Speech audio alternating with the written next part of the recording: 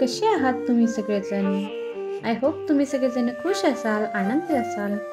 तर आज ना जसं की तुम्ही पाहिलंच असेल, मी आज तुम्हाला ना हॉस्टेलवरती खाण्यासाठी खूप छान असे 2-3 एकदम टेस्टी रेसिपी सांगणार आहे. त्याच्यातले एक रेसिपी हेल्दी आहे, एनर्जेटिक तुम्हाला वाटण्यासाठी आहे आणि बाकीच्या 2 आहेत ज्या तुम्हाला चटपटीत स्नॅक्स खाण्यासाठी जर तुम्हाला काही हवं असेल तर त्या इझी आणि एकदम लवकर होणाऱ्या रेसिपी आहेत, ज्या झटपट तुम्ही बनवून हॉस्टेलवरती घेऊन जाऊ शकता आणि जेव्हा जेव्हा तुम्हाला मोकळ्या वेळात केव्हाही भूक लागेल, तेव्हा तुम्ही हॉस्टेलचं जेवण खाऊन कंटाळा जरी आला ना, तरी कसं जरी जेवण म्हणजे हॉस्टेलवरती आता माझी बहीण तिच्यासाठी मी या रेसिपी बनवल्यात. कारण ती हॉस्टेलवरती असते आणि हॉस्टेलवरती कसं असतं, भाज्या कधी-कधी आवडीच्या असतात, नसतात, चपात्या कशातरी कच्च्या असतात. तर या गोष्टी आपल्याला आवडत नाहीत. मग कसं तरी आपण थोडंसं खातो. पण तरीसुद्धा मध्ये-अधे भूक लागते मग कमी खाल्ल्यामुळे. तर असं मोकळ्या वेळेत खाण्यासाठीची ना एकदम बेस्ट रेसिपी आहेत या दोन्हीसुद्धा आणि एकदम चटपटीत आहेत बरं का.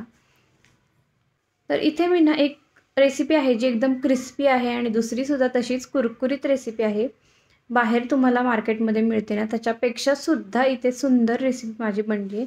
तर तुम्ही सुद्धा तुमच्या आईकडून किंवा तुम्हाला स्वतःला बनवायला येत असेल तर तुम्ही हॉस्टेलवरती सुट्टीवरून घरी म्हणजे घरून सुट्टीवरून जेव्हा तुम्ही जाणार असाल तेव्हा तुम्ही आधीच बनवून ठेवू शकता आणि जाताना घेऊन जाऊ शकता. तर तसंच माझी बहीण माझ्याकडे आलेली आहे सुट्टीसाठी काही दिवसांसाठी. तुम्हाला माहीतच असेल जर तुम्ही मागचे ब्लॉग पाहिले असतील तर. तर ती उद्या जाणार आहे म्हणून मग मी हे रात्रीचंच बनवायला घेतलं आहे आणि तरी बघा मला 9 वाजले असतील हे बनवायला घ्यायला. तर तरीसुद्धा तिला जायचं आहे त्यामुळे आम्ही सकाळी बाहेर गेलो होतो फिरायला आणि मग संध्याकाळी मग तिला जाताना मी म्हटलं होतं तुला जाताना काहीतरी खायला देईन आणि मग द्यायचं नाही मग कसं तरी वाटतं ना ते मग माझ्या तर मनात राहतं. म्हणून मग म्हटलं चला बनवायला घेऊयात.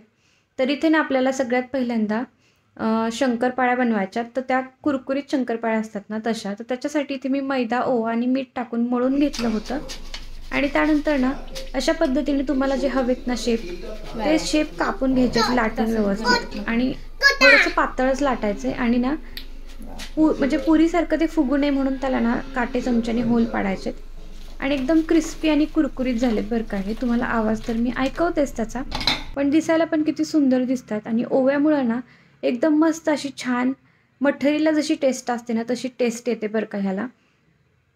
आणि इथेच आपली प्रोसेस संपत नाही.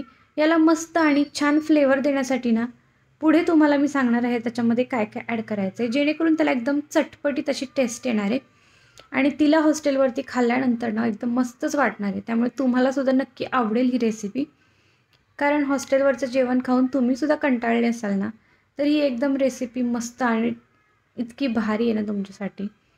तर इथे बघा सगळ्या शंकरपाळ्या माझ्या बनवून तयार आहेत. तर अशा मी 2 प्लेट शंकरपाळ्या बनवल्यात. त्याच्यातल्या थोड्याशाच मी मला ठेवणार आहे, नाहीतर बाकी सगळ्या मी तिला देणार आहे. ते पण एकदम मस्त फ्लेवर ॲड करून. तर त्याच्यामध्ये मी तुम्हाला सांगते मी काय काय ॲड करायचं आहे. चाट मसाला ॲड करायचा आहे. मीठ तर आपण पहिल्यांदाच टाकलेलं होतं त्यामुळं चाट मसाला, थोडीशी पिठी साखर आणि मस्त असं लाल तिखट टाकायचं आहे आणि सगळं ना मस्त एका परातीमध्ये घ्यायचं आहे आणि मिक्स करून घ्यायचं आहे. जेणेकरून आपण जो मसाला त्याच्यामध्ये ॲड केला ना तो सगळा त्या प्रत्येक शंकरपाळीला व्यवस्थित लागला पाहिजे. आणि बघा मी ते मलासुद्धा कंट्रोल नाही झालं. इतक्या सुंदर लागत होत्या ना त्या, म्हणजे बाहेरच्या विकतच्या घेण्याची गरजच नाही, इतक्या सुंदर बनल्या होत्या आणि श्रद्धालासुद्धा ना खूपच आवडल्या. इतक्या भारी झाल्या होत्या त्या.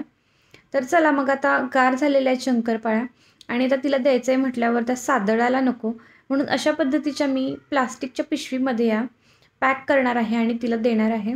कारण हॉस्टेलवरती डबे तर नाही देऊ शकत. पिशवीमध्ये ठेवलं कसं ठेवायला जागा कमी असते. मग पिशवीमध्ये कुरकुरीत छान राहतीलसुद्धा, खराबसुद्धा होणार नाहीत आणि आहे तशा मस्त राहतील.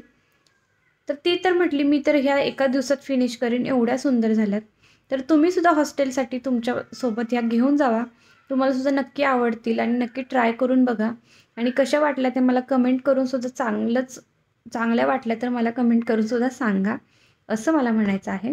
आणि नेक्स्ट रेसिपीसुद्धा आपली आहे ती आता पुढे तुमच्यासोबत शेअर करते, ज्याच्यासाठी तुम्हाला हरभऱ्याची डाळ भिजत ठेवायची आहे. 4 ते 5 तास मी ही हरभऱ्याची डाळ भिजत ठेवलेली होती. हे स्नॅक्ससुद्धा एकदम मस्त आहे म्हणजे बाहेर तुम्हाला माहीतच आहे चण्याची डाळ 5-10 रुपयाला मिळते, किती थोडीशी मिळते, 1-2 चमचाभर डाळसुद्धा मिळत नसेल. तर त्यापेक्षा ना ही अशी तिला मी मागच्या वेळी बनवली तेव्हा खूप आवडली. म्हणून ती म्हणली, "दीदी मला जातानासुद्धा अशी डाळ बनवून देशील का गं हॉस्टेलवरती खायला?" तर मी म्हटलं, "हां, ठीक आहे बाई देईन." म्हणून मग पहिल्यांदा बनवलेली होती ती संपली.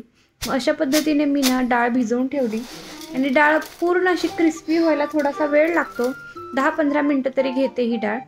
मग ती क्रिस्पी होऊन चांगली तळून झाली ना, मग त्याच्यामध्ये लाल तिखट, मीठ आणि चाट मसाला टाकायचा आहे आणि ही डाळ ना अशी डब्यामध्ये गार झाल्यानंतर भरून ठेवायची आहे.